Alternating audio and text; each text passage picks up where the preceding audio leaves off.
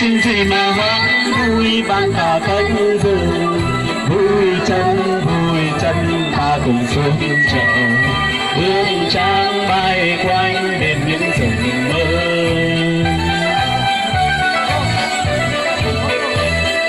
Kia một chàng trai mới xanh từng ngập một cánh núi, anh vui gì mà sao bay vang cả cánh rừng, vui chân ta cùng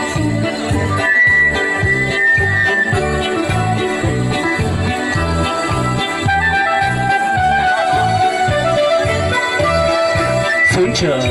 Xuống chợ ngại ngùng gì hỡi em. Xuống chợ với em, anh là chàng trai khôi ngô nghề.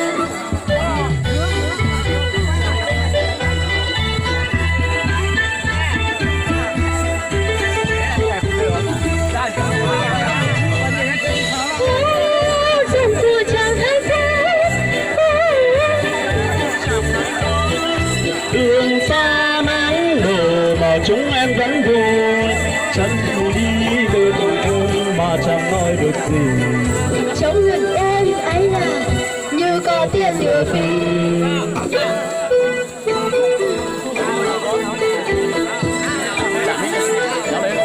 Hết chưa?